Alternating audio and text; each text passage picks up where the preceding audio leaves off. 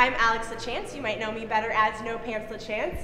I have Chyna Cho with me here today. We're going to show you a couple of drills and progressions for the ring muscle up. So I'm going to do some explanations, give a little demo. She's going to do the same thing, and then we're going to talk about some of the common mistakes I see with my athletes as we go through the progressions, okay? So the first thing we're going to do is we're going to work on the kip. So the kip is where all the power comes from, and that's where I see most of the mistakes come because people aren't tight, they're not efficient, and they're losing a lot of power, okay? So what I'm going to do, I'm going to hop up, and all you're going to do in the kip is you're going to transition from a hollow position to an arch position. So when my feet are in front, I'm in a hollow, I'm nice and tight, my butt is always squeezed, ankles together. When my feet are back behind me, I'm in my loaded position. So I'm going to squeeze my butt, squeeze my ankles together, turn my palms out to help open up my chest even more, and press away from the rings. So I'm going to hop up and just show a couple kips.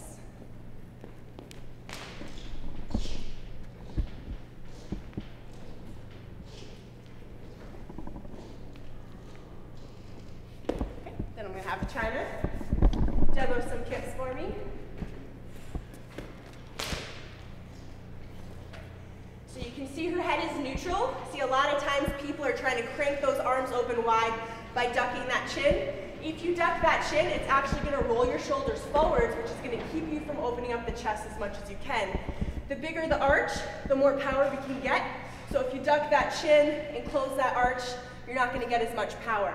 Okay? A lot of times people try to get a bigger kip by cranking those feet back behind them.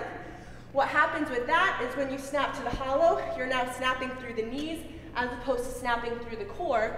And the core is what connects your upper half and your lower half. Your goal is to move as a unit, so you want to make sure that you're not snapping through the knees, you're staying nice and tight in that loaded position, and snapping through the core to move your whole body up and over. So, when you have that hip nice and tight, and it looks like Chyna's, we can move on and now do a hip to ring, okay? So all I'm gonna do now, from my nice big loaded arch position, I'm gonna snap to a hollow.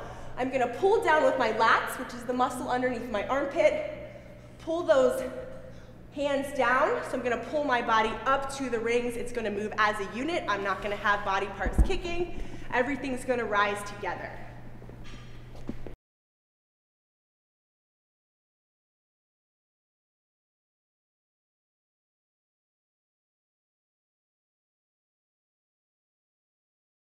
Sorry, the rings are swinging. That's okay. So nice, tight. She's gonna snap.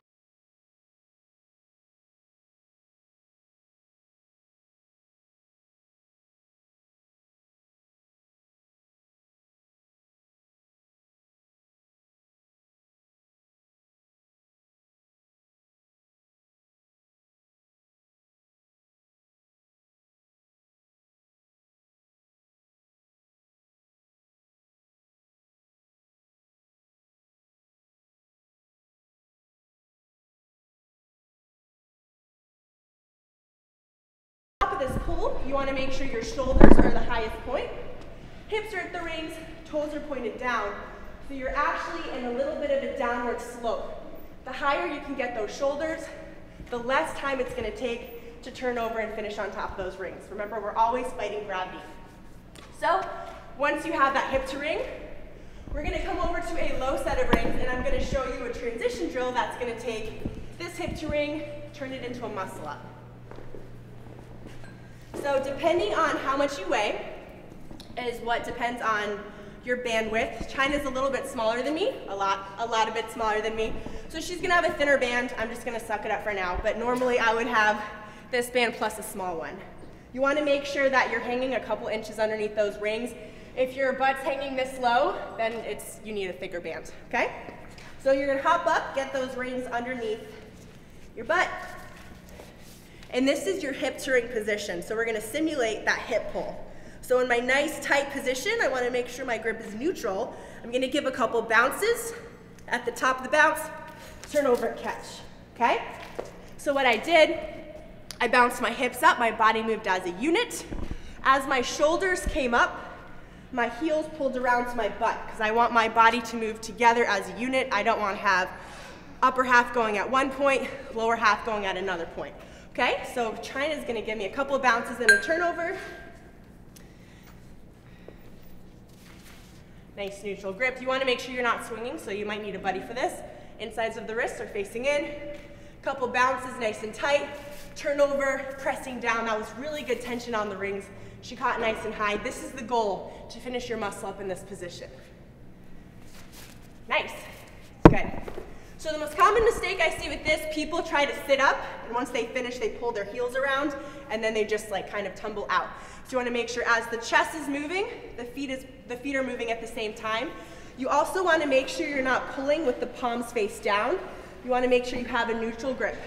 As you're catching that muscle up, if you have your palms face backwards, the insides of the rings are going to get in your way and the straps are going to spit you out. So you want to make sure you're catching and pulling with the neutral grip. So even if you don't catch that high, your body can fit in between the rings, okay?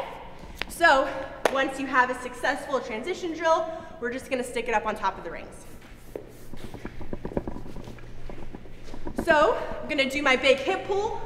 I'm going to turn over by pulling the heels to the butt, shoulders around, and pressing down on the rings. My goal is to catch nice and high so I don't have to do any extra work dipping.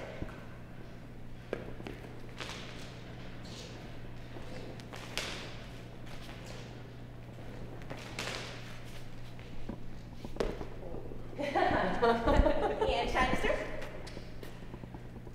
So before we did this, Chyna was catching her dips in my armpits. Her armpits. So we'll see if she has an improvement. The rings are a little higher. Just a little. Nice tight kip. Nice, and she's catching underneath those ribs. Huge improvement. So you literally just cut your dip in half. That was freaking awesome. So, quick question. If I feel like I can do the hip swings pretty well, but then when I go to the muscle up, I feel like it all goes out the window. Like I just try to turn over too early or something. Should I put the two together, or should I, should I do a hip swing and then a muscle up, or a muscle up then a hip swing, or what do you think would help that problem? So with my clients, I always have them warm up with some perfect hollow arch kips. They do a couple hip to rings on their own, a couple transition drills, and then I like to do EMOM style. So for some clients, if they have enough control on their hip to ring, I'll have them do a hip to ring, swing down into a muscle up, and then swing down into another hip to ring. So there's kind of sandwiching that the muscle up with a hip to ring before and after. Just remember, while you're doing that hip to ring, you're going to come out of it a little bit differently than you would from a muscle up, because you're not finishing vertically, you're finishing more horizontal to the ground. So you will have a little bit of a swing with the rings that you're not going to see with the regular muscle up. So if that's really throwing you off, you might want to make this muscle up than hip to ring. But if the swing doesn't bother you, hip to ring, muscle up, hip to ring. Perfect. Yep. Thank you. Nice job, girl.